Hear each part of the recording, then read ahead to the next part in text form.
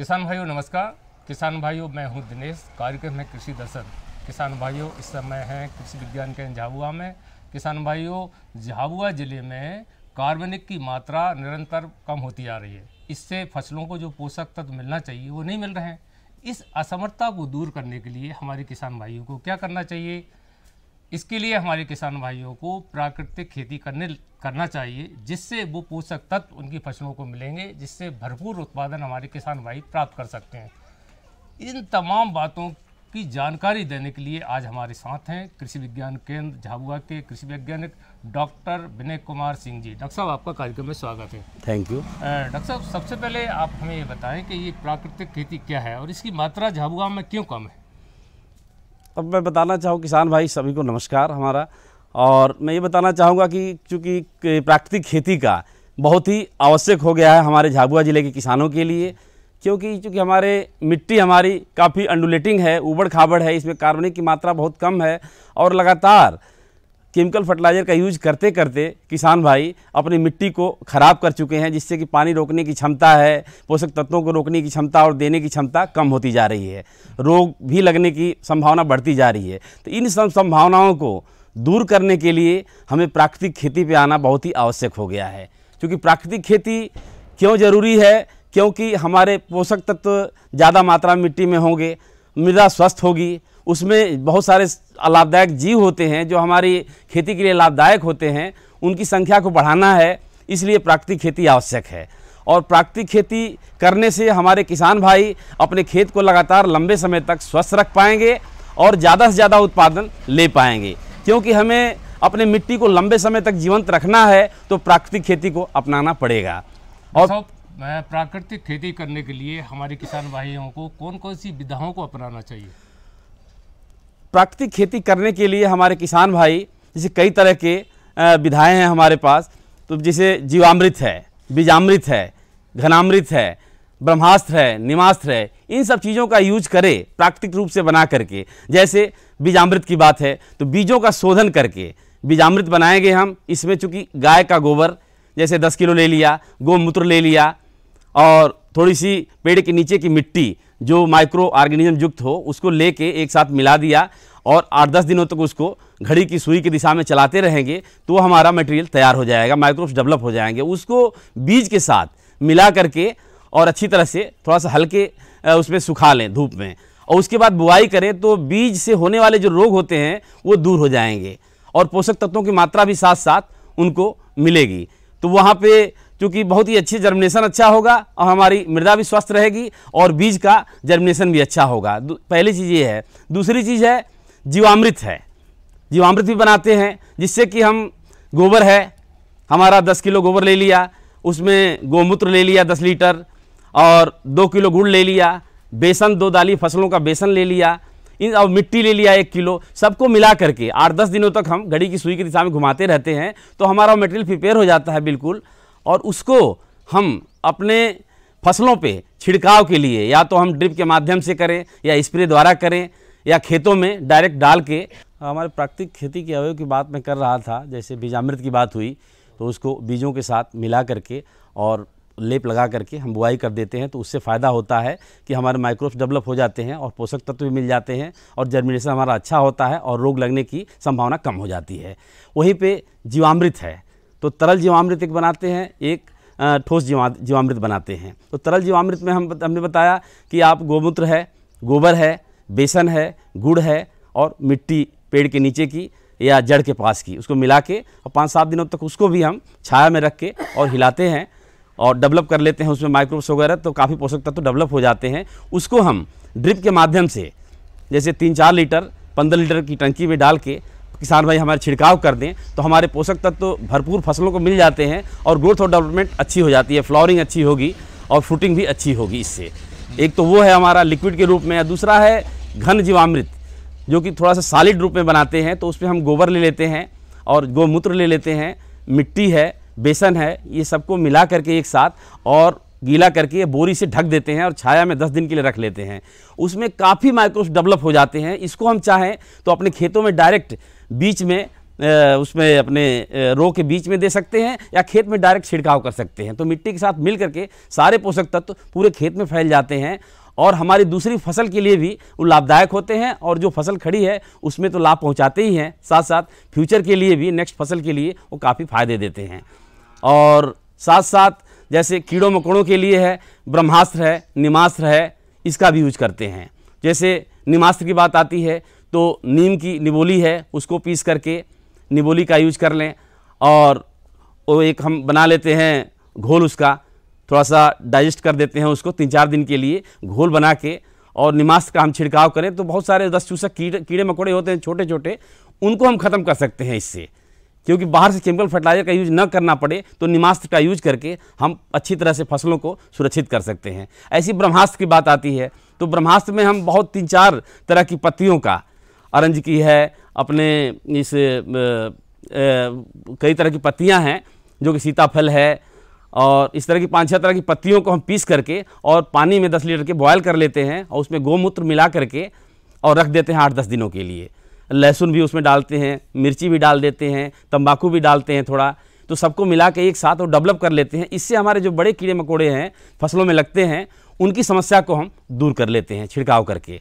तो फसलों में अपने पूरे पीरियड में 2-3 बार इसका हम छिड़काव करें तो हमारे फसलों में काफ़ी हद तक कीड़े मकोड़ों को लगने की संभावना कम हो जाती है और ख़त्म हो जाते हैं, और इस पर हमको बाहर से केमिकल फर्टिलाइजर, केमिकल इंसेक्टिसाइड का यूज नहीं करना पड़ता है। तो प्राकृतिक रूप से हम कंट्रोल कर पा रहे हैं, जिससे कि हमारी मिट्टी भी स्वस्थ रहेगी, हमारे जो अनाज उत्पन्न होंगे, जो बीज बनेंगे, या हमारे चारे के लिए जो पशुओं को यूज करते हैं उसके डंठल को, रेजिड्यू को, वो भी स्वस्थ होगा बिल्कुल, और पशुओं के लिए भी स्वस्थ होगा, हमारे ह्यूमन के लिए भी लाभदायक होगा। तो किसान भाइयों, एक बात तो पक्की है कि फसलों के लिए जो पोषक तत्वों की आवश्यकता होती है वो सारे मिट्टी में उपलब्ध होते हैं। अब वो मिट्टी में कैसे पता चले कि हमारे किसान भाई इन तत्वों की कहाँ से कमी नज़र आ रही है, तो इसके लिए हमारे किसान भाइयों को क्या करना चाहिए? अब इस पे तो हमारा कहना ये है किसान भाइयों को कि मिट्टी की जांच कराएं, मिट्टी परीक्षण कराएं, मिट्टी का नमूना सही ढंग से लिया जाए। मिट्टी का नमूना लेने के बाद मिट्टी का परीक्षण कराएं, और परीक्षण कराने के बाद पोषक तत्वों का पता चलेगा, जिसको कि हम स्वास्थ्य कार्ड के माध्यम से किसानों तक पहुंचाते हैं। तो मृदा स्वास्थ्य कार्ड मिट्टी परीक्षण करने के बाद विभिन्न पोषक तत्वों के स्तर को हम मृदा स्वास्थ्य कार्ड में दर्शाते हैं, जिससे कि पता चलता है कि हमारे किसान भाई के खेत में कौन सी पोषक तत्व कितनी मात्रा में हैं और किस फसल को कितनी मात्रा में पोषक तत्व चाहिए। उसके आधार पर हम सिफारिश करते हैं अपने मृदा स्वास्थ्य कार्ड में, पीछे साइड में एक सिफारिश लिखते हैं कि मक्का के लिए, तुअर के लिए, अपने कपास के लिए या गेहूं के लिए इन पोषक तत्वों की इस मृदा परीक्षण के आधार पे आवश्यकता है। तो उसी के आधार पे किसान भाई अप्लाई करें उसमें, तो ज़्यादा उनको फ़ायदा होगा। क्योंकि जनरली किसान भाई क्या करते हैं कि पोषक तत्वों की उपलब्धता है, मिट्टी परीक्षण नहीं कराया उन्होंने और डायरेक्ट वो ज़्यादा मात्रा में पोषक तत्व डालते जा रहे हैं। तो कम से कम ये पता चलेगा कि पोषक तत्व इतना है तो उसको हम कम करके डालेंगे अपने खेतों में, तो उससे मृदा में पोषक तत्वों का स्तर भी अच्छा बना रहेगा और किसान भाई को काफ़ी फायदा भी होगा। क्योंकि खेती हमारी आजीविका का साधन है, उसमें ज़्यादा से ज़्यादा फायदा होना चाहिए, कम से कम लागत होनी चाहिए। तो इस सब प्रक्रियाओं को अपनाएंगे किसान भाई तो उनको काफ़ी हद तक फायदा मिलेगा। किसान भाइयों, मिट्टी का परीक्षण कब और कैसे कराएं, इस बात की जानकारी अभी हम आपको देंगे, पर अब वक्त है छोटे से अल्पविराम का।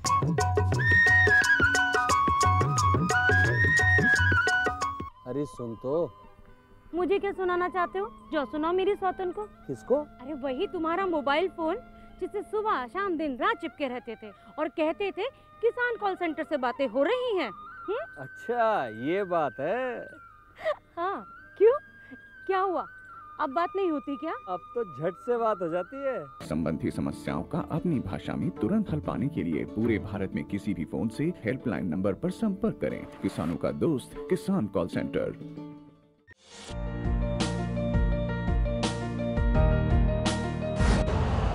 यूरिया का स्वदेशी उत्पादन 70 लाख टन बढ़ाने के लिए 6 उर्वरक संयंत्रों का उद्धार किया जा रहा है।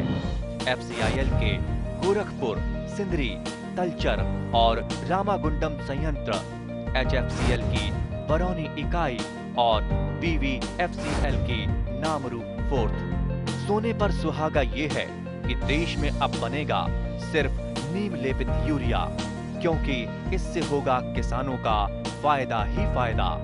अनाज का उत्पादन 10% तक बढ़ेगा, बढ़ेगी 10 से 15% नाइट्रोजन क्षमता।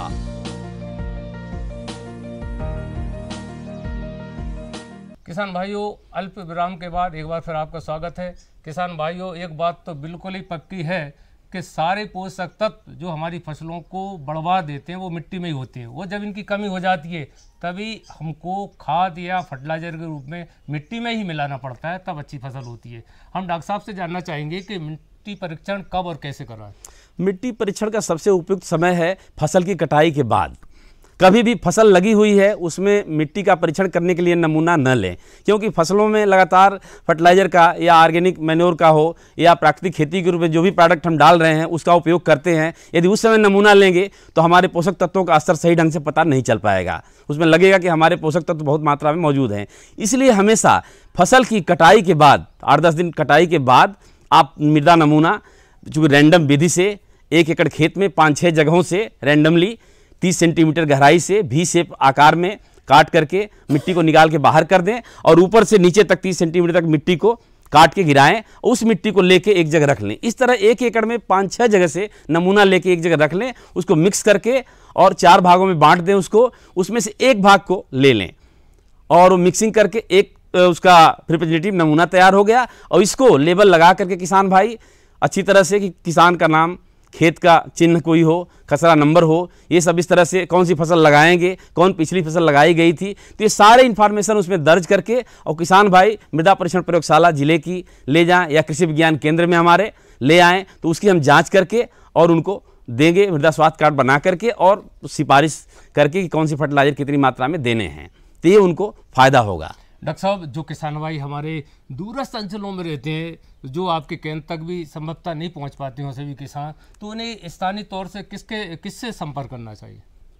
उनको, चूंकि हमारे कृषि विज्ञान केंद्र हमारा लगातार इसके लिए काम कर रहा है, हमारा कृषि विभाग भी काम कर रहा है, लेकिन कृषि विज्ञान केंद्र भी लगातार काम कर रहा है। हम लोग फ्रंट लाइन डेमोन्स्ट्रेशन के माध्यम से, OFT के माध्यम से लगातार पूरे ज़िले के किसानों के यहाँ तक पहुँचते हैं और पहुँच कर रहे हैं और लगातार उनको मिट्टी परीक्षण करने की सलाह दे रहे हैं और उनके साथ जाते हैं। अगर दूरस्थ के किसान हैं तो कोशिश करते हैं कि उनके साथ हम मिट्टी का नमूना लेके आते हैं और टेस्ट करके उनके यहाँ तक हम खुद लेके जाते हैं और मृदा स्वास्थ्य कार्ड देते हैं और समझाते हैं अच्छी तरह से कि इससे क्या फ़ायदा हो सकता है, तो उसके बेस पे वो करते हैं। क्योंकि लगातार हम लोग ज़िले के हर कोने में पहुँचने की कोशिश कर रहा है कृषि विज्ञान केंद्र हमारा, और ये प्रयास हमारा लगातार चल रहा है। किसान भाइयों, हमारे कृषि वैज्ञानिक और कृषि विभाग के जो अधिकारी हैं वो निरंतर आपके संपर्क में रहते हैं। किसी कारण से आप उनसे नहीं मिल पाते हैं तो आप निकट के कृषि विज्ञान केंद्र अथवा कृषि महाविद्यालय जो भी पास हो अथवा ब्लॉक स्तर पर जो कृषि विभाग के ऑफिस है वहाँ भी संपर्क कर सकते हैं।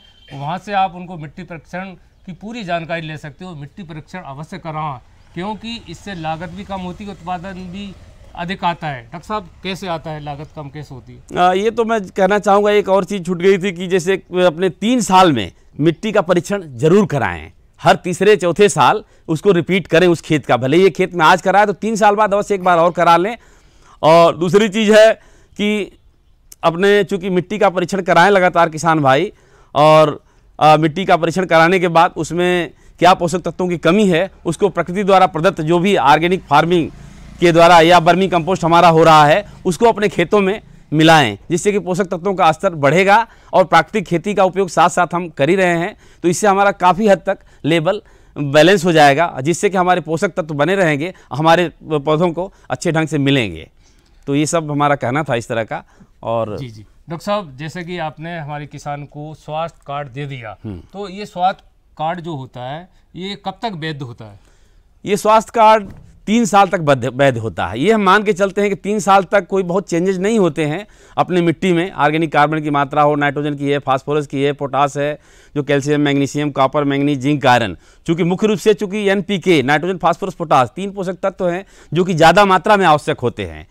तो हमारा ये कहना है किसान भाई 3 साल में अवश्य दोबारा रिपीट करें मिट्टी परीक्षण के लिए, अपने खेतों से मिट्टी का नमूना लें तीसरे साल और फिर उसको परीक्षण कराएं, क्योंकि 3 साल के बाद कुछ चेंजेस दिखाई देते हैं, इसलिए कुछ बैलेंस होगा या ज़्यादा मात्रा में हमारे न्यूट्रिएंट डिपॉजिट हो जाएंगे तो उनको पता चल जाएगा कम से कम। तो उसमें खाद की मात्रा वो किसान भाई कम कर सकते हैं, खर्च भी कम होगा उनका।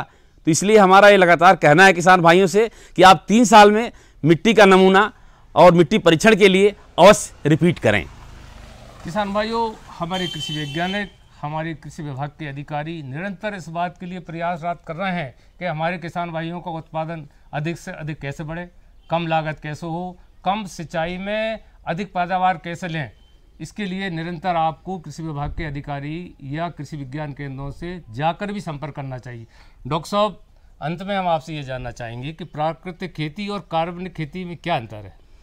अब ये मैं कहना चाहूँगा कि चूँकि कार्बनिक खेती पहले से लोग करते आ रहे हैं, क्योंकि कार्बनिक पदार्थों की मात्रा उतनी नहीं हो पा रही है कि हम पूरे खेत में दे सकें, तो इसलिए साथ साथ चूँकि प्राकृतिक खेती को भी ले आया गया, जिससे कि हम अपने खेतों में अच्छी तरह से पूरे खेत में उस मटेरियल को दिया जा सके और हमारा पूरा खेत चूँकि प्रकृति द्वारा प्रदत्त पदार्थों से भरपूर हो और ज़्यादा से ज़्यादा पोषक तत्व उसमें हों और माइक्रोब्स की संख्या है, जीवित माइक्रोब्स की संख्या ज़्यादा से ज़्यादा डेवलप हो जाए हमारे खेतों में, जिससे कि पोषक तत्वों को उपलब्ध कराने में मदद मिलती है।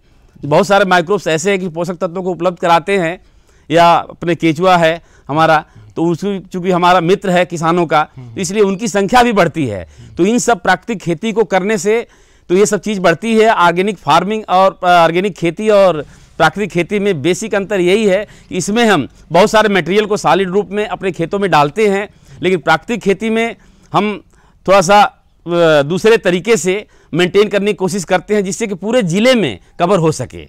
और ऑर्गेनिक फार्मिंग में हम उतना मटेरियल डाल नहीं पाते हैं, और इससे हम प्रोडक्ट को तैयार करके पूरे ज़िले को कवर कर सकते हैं प्राकृतिक खेती के रूप में। डॉक्टर साहब, आज आपने जो महत्वपूर्ण जानकारी हमारे किसान भाइयों को दी, वो समय की आवश्यकता है। बहुत बहुत आपका धन्यवाद। किसान भाइयों, अभी आपने देखा और जाना कि प्राकृतिक खेती क्यों ज़रूरी है, न केवल किसानों के लिए बल्कि हमारे देश की पूरी जनता के लिए। एक तो स्वास्थ्य के लिए भी अच्छी होती है, दूसरे खेत की मिट्टी के स्वास्थ्य के लिए भी अच्छी होती है, तीसरी बात कम लागत भी होती है, चौथी बात अधिक उत्पादन भी होता है। किसान भाइयों, ये जानकारी से ज़रूर आप लाभ उठाएंगे। अब वक्त है खबरें खेती का, आइए देखते हैं। नमस्कार किसान भाइयों, खबरें खेती की में आपका स्वागत है। आइए नजर डालते हैं कुछ खास समाचारों पर। बागवानी फसलों का रिकॉर्ड उत्पादन, 35 लाख हेक्टेयर में रबी फसलों की बुआई, गेहूं की उन्नत खेती, चने में करे खरपतवार प्रबंधन, किसान मेला मुरैना। अब खबरें विस्तार से। कृषि एवं किसान कल्याण मंत्रालय भारत सरकार ने वर्ष 2021-22 के लिए विभिन्न बागवानी फसलों के क्षेत्र और उत्पादन का तीसरा अग्रिम अनुमान जारी कर दिया है। इसके अनुसार 28.0 मिलियन हेक्टेयर क्षेत्र के 342.33 मिलियन टन उत्पादन होने का अनुमान है, जो कि एक रिकॉर्ड है। केंद्रीय कृषि एवं किसान कल्याण मंत्री नरेंद्र सिंह तोमर ने इसके लिए बागवानी के किसानों, वैज्ञानिकों एवं अधिकारियों को बधाई दी है। 2020-21 में फलों का उत्पादन 102.48 मिलियन टन की तुलना में 107.24 मिलियन टन होने का अनुमान है।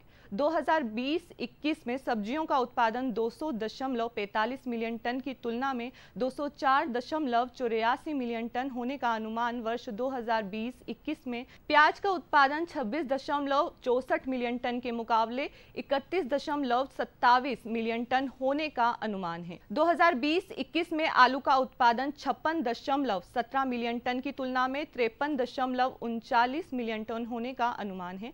2020-21 में टमाटर का उत्पादन 21.18 मिलियन टन की तुलना में 20.33 मिलियन टन होने का अनुमान है। प्रदेश में तापमान कम होते ही रबी फसलों की बुआई जोर पकड़ने लगी है। गेहूं के साथ ही रबी, दलहनी एवं तिलहनी फसलों की बुआई किसानों द्वारा शीघ्रता से की जा रही है। चालू रबी सीजन में सिंचाई के स्रोत भरे होने से रबी फसलों की बुआई निर्धारित लक्ष्य से अधिक होने की उम्मीद है। कृषि संचालनालय भोपाल से प्राप्त जानकारी अनुसार 4 नवंबर 2022 तक 35 लाख हेक्टेयर में रबी फसलों की बुआई हुई है। गत वर्ष समान अवधि में इस साल से अधिक 38.52 लाख हेक्टेयर में बुआई हुई थी। चालू रबी सीजन में 139.6 लाख हेक्टेयर में रबी बुआई प्रस्तावित है। जानकारी के अनुसार अभी तक सबसे अधिक 13.89 लाख हेक्टेयर में गेहूं की बुआई हुई है, जबकि पिछले साल इस समय तक 14.39 लाख हेक्टेयर में गेहूं बुआई हुई थी। इस साल प्रदेश में 89.3 लाख हेक्टेयर में गेहूं बुआई का लक्ष्य रखा गया है। पिछले साल प्रदेश में 96 लाख हेक्टेयर में गेहूं बोया गया था। गेहूं की बुआई अभी मालवा एवं उन क्षेत्रों में की जा रही है जहां खरीफ में सोयाबीन, उड़द, मक्का बोया गया था। धान उत्पादक क्षेत्रों में गेहूं की बुआई नवंबर अंतिम सप्ताह से दिसंबर माह तक की जाएगी। चना की बुआई 8.82 लाख हेक्टेयर में हुई है। पिछले साल समान अवधि में 11.80 लाख हेक्टेयर में चना बोया गया था। इस साल 24.47 लाख हेक्टेयर में चना बोने का कार्यक्रम बनाया गया है। मसूर की बुआई 2.77 लाख हेक्टेयर में की गई है, जो कि पिछले साल की समान अवधि की बुआई 1.87 लाख हेक्टेयर से अधिक है। चालू रबी सीजन में 6.49 लाख हेक्टेयर में मसूर की बुआई प्रस्तावित है। मटर की बुआई 1.6 लाख हेक्टेयर में हुई है, जबकि पिछले साल अब तक 1.93 लाख हेक्टेयर में मटर बोया गया था, जो कि बुआई मात्र 10,000 हेक्टेयर में हुई है, जो पिछले साल से समान अवधि में कम है। प्रमुख तिलहनी फसल राई एवं सरसों की बुआई 7.80 लाख हेक्टेयर में हुई है। पिछले साल समान अवधि में 7.78 लाख हेक्टेयर में बुआई हुई थी। इस साल राई, सरसों 13.7 लाख हेक्टेयर में बोने का कार्यक्रम बनाया गया है। अलसी की बुआई पिछले साल की तुलना में अधिक हुई है। अभी तक 52,000 हेक्टेयर में अलसी बोई गई है, जबकि गत वर्ष समान अवधि में 40,000 हेक्टेयर में अलसी की बुआई हुई थी। चालू सीजन में 1.27 लाख हेक्टेयर में अलसी बुआई का लक्ष्य है। गन्ने की बुआई अभी शुरुआती अवस्था में है। राष्ट्रीय अन्न उत्पादन में गेहूं का योगदान 34% है। अच्छी फसल लेने के लिए गेहूं का उपयोग कर सकते हैं।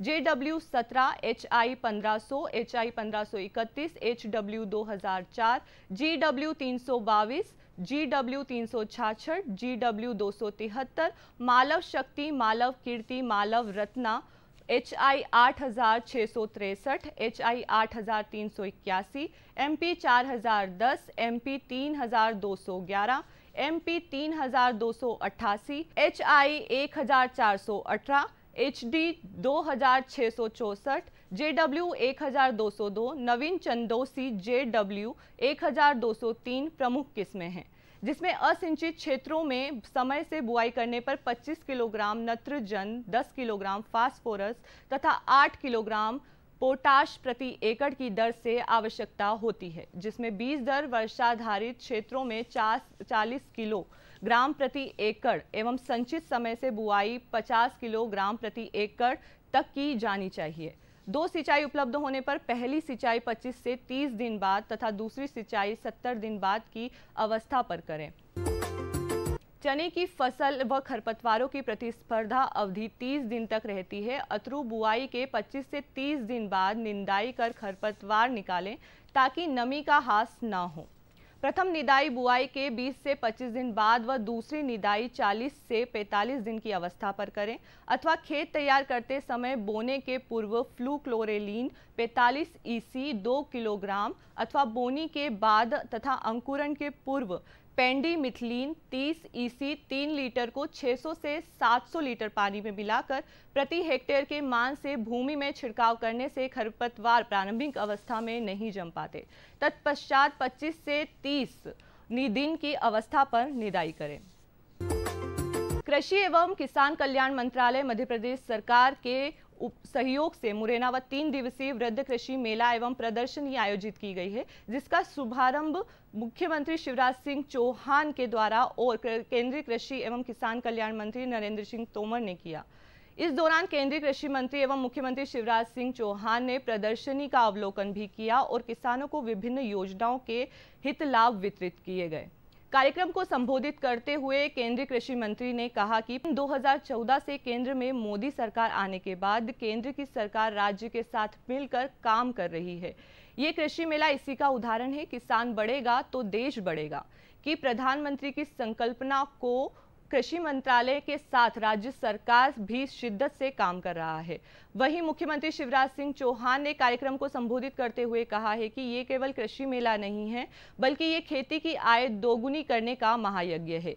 खेती के क्षेत्र की सभी अत्याधुनिक उपकरण मुरैना के कृषि मेले में मौजूद है। केंद्र और राज्य सरकार की तरफ से 2,12,000 करोड़ रुपए की राशि किसानों के खातों में भेजी जाएगी। कृषि की खबरों में अभी के लिए बस इतना ही। अब मुझे इजाजत दीजिए। धन्यवाद।